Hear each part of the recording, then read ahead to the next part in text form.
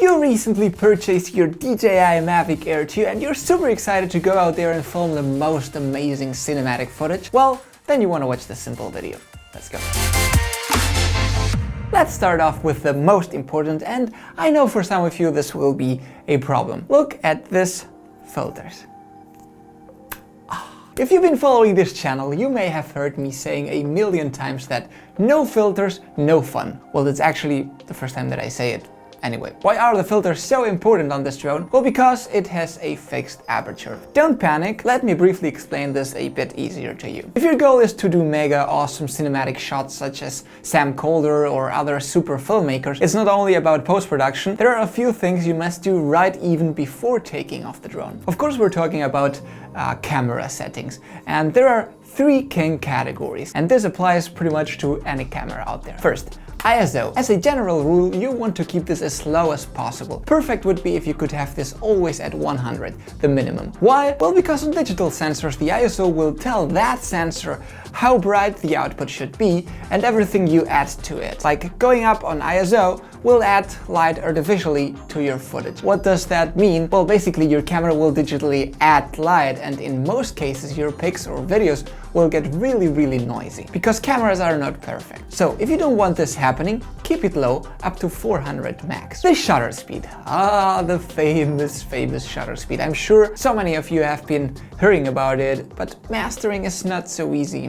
Well, it actually kinda is. Let me give you a few tips. For the most cinematic video output, you want to be filming in 24, 25 or 30 FPS. This will depend on your taste and maybe the country you're living in, but it's the right start. Easily explained, the shutter speed's numbers such as 150 or 160 means that each of the 24, 25 or 30 frames is lightened up by 1/50th of a second. This may sound a bit complicated, and it is easier explained on analog photography. But for now, you may have heard the general thumb rule of the shutter speed should be double the frame rate. This means if you're shooting 24 or 25 frames per second, you want to try to go 150 in shutter speed or 160 if you're filming in 30 FPS. That will give you that smooth blurry effect if you're filming with a drone. Remember, if you're new to this, videography generally is photography in motion with a blurry effect on objects passing or trees or whatever you're filming. If you thought that everything has to be focused and sharp and crispy, well, you may have been wrong. Now the third one, the aperture. Aperture is basically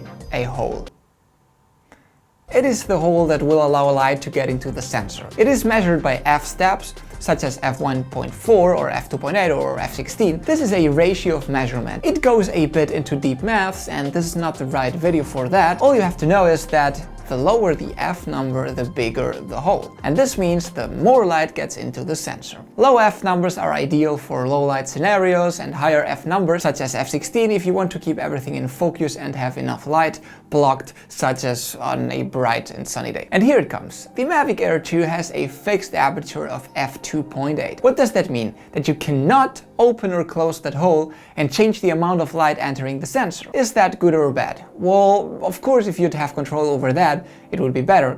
As on the Mavic 2 Pro, you can go up to f11, if I'm not mistaken, closing that hole and allowing less light into the sensor. But f2.8 is a very decent aperture, and it will be okay in most cases. But now this baby's come into the game. This video is here to help you shoot in manual, of course. If you film in auto mode with the Mavic Air 2 on a very sunny day, it will bring your shutter speed very high, let's say to 1/500 or even more. This will give you sometimes jello-y effect. It will leave your footage very crispy, and summing up, you won't see that as cinematic as you'd like. Now, still on that example, that will be most of the cases when you film with your drone. You'll go into the manual mode, set the lowest ISO possible, which is 100. You'll double the shutter speed from your frame rate, for example 1/50th on 25 frames per second, and this will happen. All super blown out white image. This is because there is a lot of light entering your sensor. If you could close the famous hole, you'd go to f16 or so and your image would look better. But you can't. And yes, the only way of blocking light into your sensor is with a filter. You know, I've never said do this or that, but you now have to buy them. Just buy filters. I know you didn't count on spending extra money on the drone, and I'm really sorry for this, but you need them in order to film cinematic.